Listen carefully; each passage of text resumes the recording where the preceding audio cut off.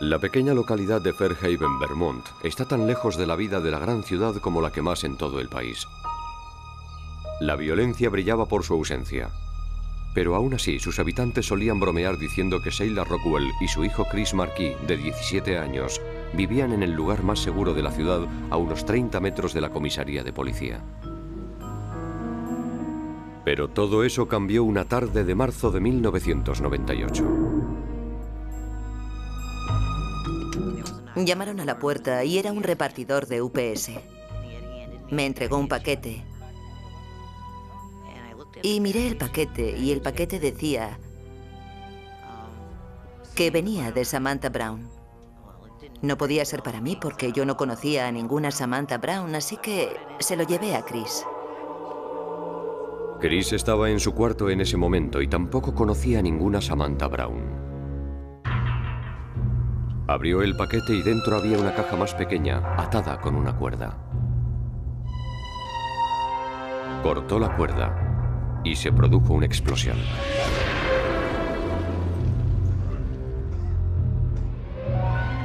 Sabía que la explosión me había llegado porque ya no tenía dedos. Después intenté arrastrarme hasta Chris porque oía sus quejidos y entonces vi que me faltaba una rodilla y que no podía llegar hasta él. El jefe Ray Vigor oyó la explosión y se apresuró a la casa a investigar. Entré por un pasillo hasta llegar al salón y entonces vi algo que había cruzado en el pasillo. Y era Chris, que estaba en el suelo con medio cuerpo dentro y medio fuera de la habitación. Chris y Sheila fueron trasladados urgentemente al hospital. En este caso concreto, el grueso de la metralla fue a parar a una de las piernas de Christopher Marquis, haciéndole un gran agujero en el muslo que le seccionó la arteria femoral y al final murió desangrado. No hacía más que preguntar, ¿dónde está Chris? ¿Dónde está Chris? ¿Cómo está mi hijo? Entonces llegó el doctor Harman y me cogió la mano y me dijo, Sheila, Chris está muerto. Y solo recuerdo que empecé a gritar y que después me estaban sedando. Los restos encontrados en la casa indicaban que se trataba de una bomba tubo, el modelo preferido de los delincuentes comunes. Habían colocado pequeñas tuercas de cobre alrededor de la bomba para hacerla aún más mortífera. Es muy triste ver estos crímenes tan violentos. Y es que solo por entrar en contacto con personas violentas de forma fortuita podemos convertirnos en víctimas de esta clase de actos vandálicos y salvajes. El remitente del paquete decía, Samantha Brown, de Bucyrus, Ohio. Cuando la policía comprobó el nombre y la dirección, descubrieron que ambos eran falsos. Chris Marquis era un joven de 17 años que había dejado los estudios, un solitario. Tenía una enfermedad ocular y se estaba quedando ciego de forma progresiva. Solía pasar casi todo el tiempo en casa y tenía pocos amigos. Sin embargo, alguien quería matarle. ¿Pero quién? La policía empezó a investigar su pasado y descubrió que Chris tenía una vida secreta, algo de lo que su familia no sabía nada.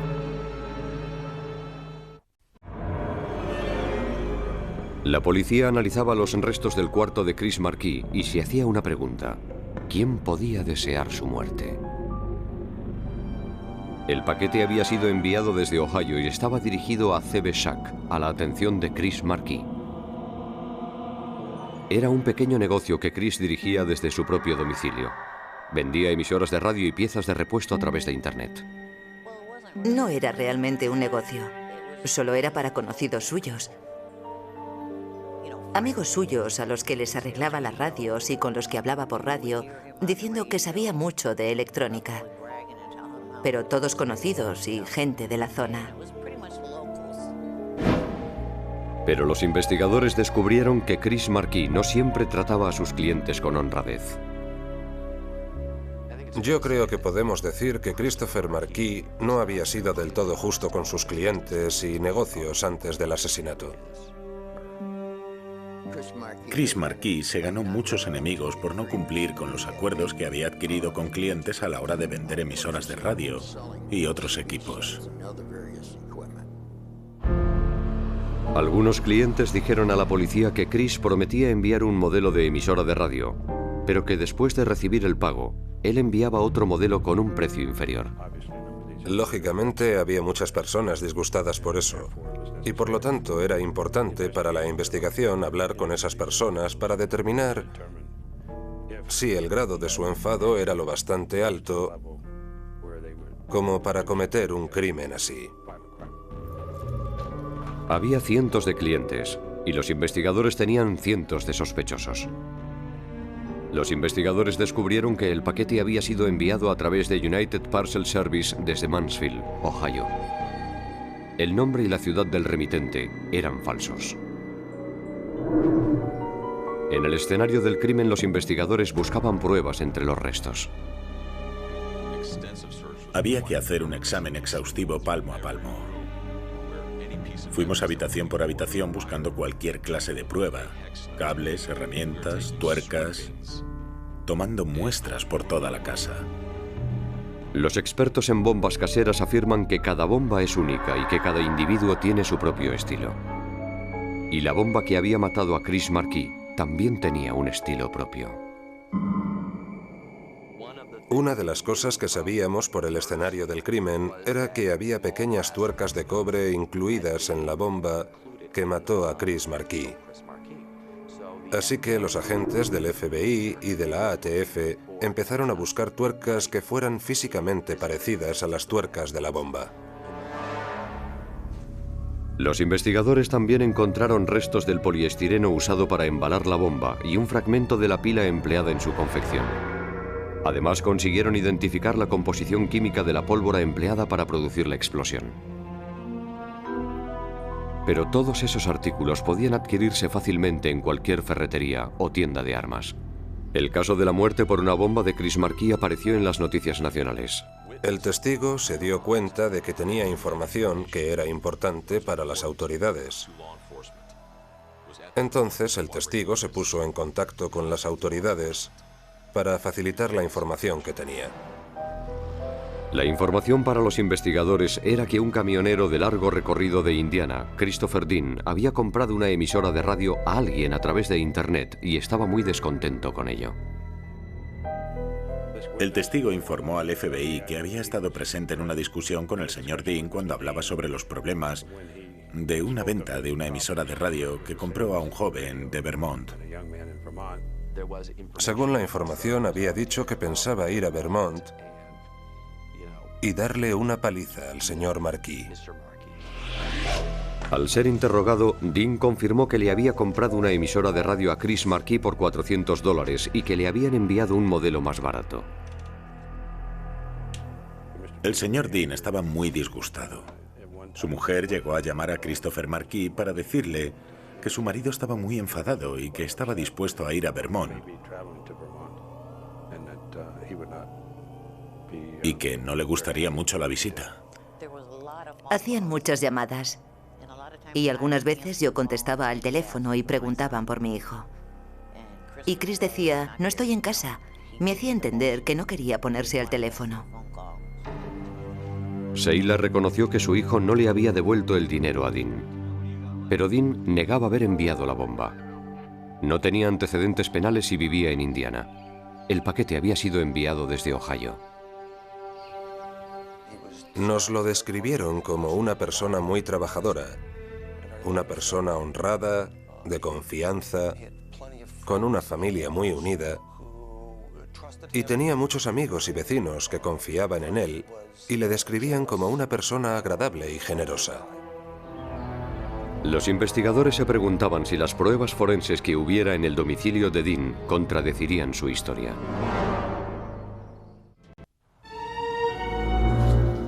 Me cuesta mucho creer que alguien hiciera esto. Chris era la alegría de mi vida, era mi primogénito. Dicen que hay que perdonar. Yo soy una persona religiosa y creo que hay que saber perdonar. Pero creo que todavía no lo he conseguido. Con una orden de registro, los investigadores accedieron a la casa de Dean, el principal sospechoso en el caso de la muerte por bomba de Chris Markey. Buscamos en todos los sitios donde pudiera haber tuercas o pinzas para la ropa, chinchetas, pilas, cualquier clase de material aislante. Tomamos muestras de la moqueta. Buscamos cualquier cosa que pudiera contener restos de algún tipo de explosivo. En el sótano de Dean encontraron unas tuercas parecidas a las empleadas para la fabricación de la mortífera bomba. Para averiguar si eran las mismas, los analistas emplearon un proceso llamado espectrometría por emisión de plasma. Tomaron muestras de las tuercas encontradas junto a la bomba y de las encontradas en casa de Dean. Las muestras se disolvieron en una solución química neutra que después fue vaporizada a una altísima temperatura. Los distintos elementos, como el zinc y el cobre, se vaporizan a distintas velocidades y todo el proceso es controlado por ordenador. Los investigadores concluyeron que las tuercas tenían la misma composición química. Eran tuercas idénticas desde un punto de vista metalúrgico a las que había en el domicilio del señor Dean. Estaban guardadas cerca de un banco de trabajo donde presuntamente se podría haber construido la bomba. En el resto de la casa también había más pruebas. Los investigadores encontraron el mismo tipo de cable empleado para fabricar el detonador de la bomba. Encontraron el mismo tipo de tubo con que se hizo la bomba. Y el mismo tipo de plástico para embalar apareció en el garaje de Dean. La bomba estaba hecha con pólvora sin humo. Una de las cosas que buscábamos era ese tipo de pólvora, pero curiosamente no encontramos ningún recipiente con pólvora. Pero en la cocina los investigadores encontraron un pequeño embudo de plástico que parecía poder contener alguna pista. A simple vista se veía que el embudo había sido usado con alguna clase de polvos. Los polvos fueron analizados empleando un microscopio de barrido electrónico que usa rayos X para revelar la composición química. La muestra se comparó con la pólvora encontrada en el lugar de la explosión. Ambas muestras eran de pólvora sin humo y las dos tenían una concentración del 17% de nitroglicerina, además del componente estabilizador nitrocelulosa. La pólvora sin humo coincidía con la pólvora sin humo de la bomba y con la pólvora sin humo que había en la casa. Pero había un problema. Todos los artículos que había en casa de Dean estaban disponibles en tiendas de todos los estados del país.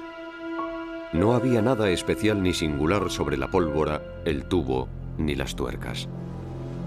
Los investigadores sabían que a veces la prueba más pequeña puede ser la más significativa, así que volvieron al escenario del crimen. Entre los miles de restos esparcidos, encontraron una pila de 9 voltios. Con ayuda de una lupa, los investigadores observaron una serie de números y letras en un lado de la pila.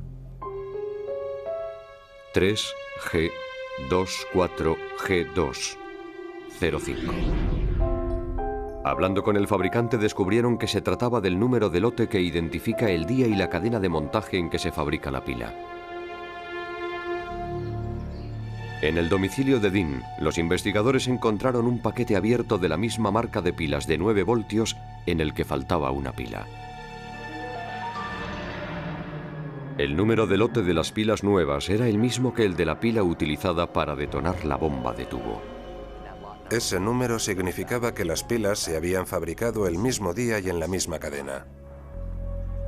Cuando los fiscales empezaban a pensar que el caso contra Dean solo podía basarse en pruebas circunstanciales, un experto informático forense encontró una prueba más en el ordenador de Chris Dean.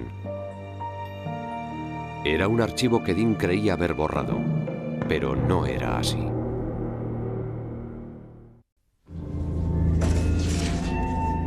Los fiscales habían encontrado pruebas de que Christopher Dean le había encargado a Chris Marquis una emisora de radio y le había enviado un cheque por $400. Pero Marquis le había enviado un aparato de un precio inferior al que Dean había pedido. El móvil para las acciones del señor Dean, para asesinar a Christopher Marquis, por desgracia parece que fue el enfado que le produjo el que Christopher Marquis le estafara con una radio de $400. A los investigadores solo les quedaba un artículo por investigar en la casa de Chris Dean: su ordenador. El análisis informático forense reveló que Dean había descargado información recientemente sobre cómo construir una bomba de tubo. Si un investigador buscara pruebas de búsqueda de información sobre bombas de tubo, serían muy fáciles de encontrar, sobre todo si el usuario del ordenador no conoce los sistemas para borrar sus huellas. Y en el disco duro del ordenador había una copia o borrador de la etiqueta que se había usado para enviar el paquete que contenía la bomba tubo con el mismo remitente falso que llevaba el paquete bomba. El señor Dean intentó borrar el archivo, pero quedaban restos del archivo en el disco duro del ordenador. Quizá pensó que podría cubrir sus huellas borrando todos los archivos, pero como había usado la impresora, el ordenador generó una copia de seguridad para poder recuperar el documento y eso fue lo que encontraron. Habría sido algo inverosímil que alguien pudiera reproducir el nombre y la dirección exactamente igual a la etiqueta que había en el ordenador de Christopher Dean. Tuvimos que atribuir a la etiqueta el mismo valor que una huella dactilar. Para mí era evidente que el envío de la bomba guardaba relación con esa casa. Que alguien había creado la etiqueta para enviar la bomba desde el domicilio del señor Dean. Christopher Dean fue detenido y acusado de asesinato en primer grado. Los fiscales tenían pruebas de sobra para demostrar que Dean había recurrido a la violencia para saldar su disputa con Chris Markey. Al fabricar la bomba, Dean inconscientemente usó una pila de 9 voltios marcada con la fecha y la cadena de montaje de donde había salido. Una pila que coincidía con otras encontradas en su domicilio. Los registros de la compañía de transportes del señor Dean confirmaban que había estado en Mansfield, Ohio, el mismo día en que fue enviado el mortífero paquete. Nosotros quisimos ir aún más lejos. Los testigos de la oficina de UPS de Ohio identificaron a Christopher Dean como la persona que había facturado el paquete. Conseguimos comparar la escritura del recibo de UPS con la letra del señor Dean, y los grafólogos confirmaron que era la misma persona. Dean no supo en ningún momento que estaba tratando con un adolescente. Se comunicaban a través de Internet y algunas veces por teléfono, pero no llegaron a verse en persona. El señor Dean no sabía el aspecto que tenía el joven Markey. No sabía que solo era un chico de 17 años. En febrero de 2000, Christopher Dean se declaró culpable de asesinato en primer grado y fue sentenciado a cadena perpetua sin posibilidad de solicitar la libertad condicional.